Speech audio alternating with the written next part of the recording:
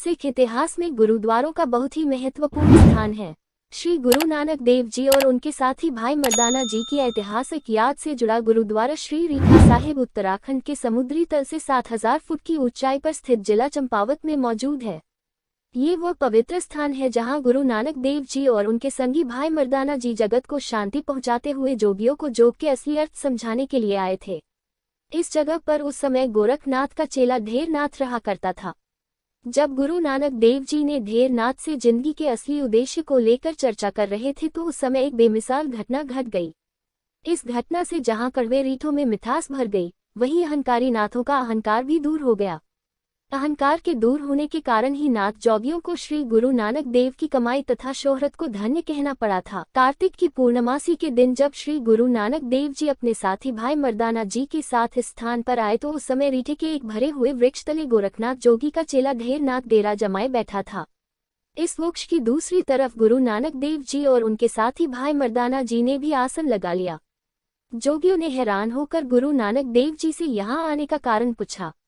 श्री गुरु नानक देव जी ने जोगियों को बताया कि अपनी पारिवारिक और सामाजिक जिम्मेदारियों को निभाते हुए उस निरंकार से जुड़े रहना ही सच्चा योग है।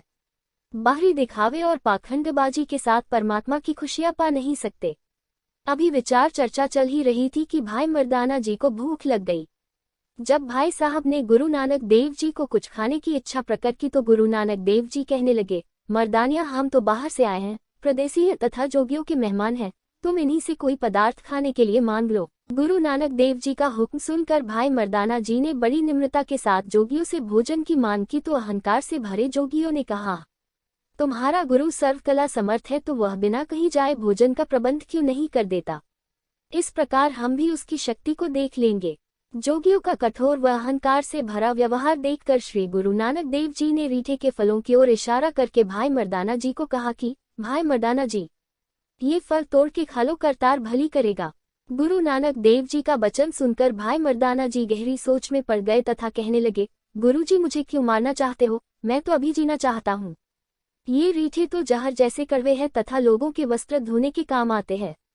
श्री गुरु नानक देव जी ने अपनी तरफ के रीठों की टहनियों पर मेहर की नजर डाली और कहा, भाई मर्दाना जी, सत्करतार कहकर रीठे के वृक्ष पर चढ़ जाओ, आप फल खाओ और इन जोगियों को भी तोड़ कर दो। सत्य वचन कहकर भाई मर्दाना जी गुरु नानक देव जी की तरफ की टहनी पर चढ़ गए तथा रीठे तोड़कर खाने लग गए। भाई मर्दाना जी की हैरानी की कोई हद न रही जब श्री गुरु नानक देव जी की कृपा से जहर जैसे रीठे शहद जैसे मीठे हो गए। पहले भाई मर्दाना जी ने आप पेट भर रीठे खाए तथा फिर जोगियों को भी खाने के लिए दिए। चुबारे जैसा आनंद देने वाले रीठे जब नाथ जोगियों की जीभ को लगे तो वह हैरान हुए बिना न रह सके। इस तरह जोगियों की ओर से भी अपनी जादू शक्ति से अपनी तरफ के रीठे मीठे करने का प्रयास किया गया परंतु वह सफल न हुए।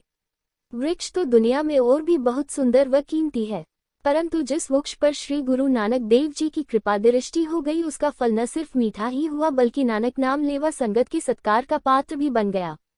इस पात्रता के कारण ही यह स्थान आज श्री रीठा साहिब के नाम से जाना जाता है, जो आज भी रीठा साहिब गुरुद्वारा आने वाले संगतों को प्रसाद के रूप में दिया जाता है।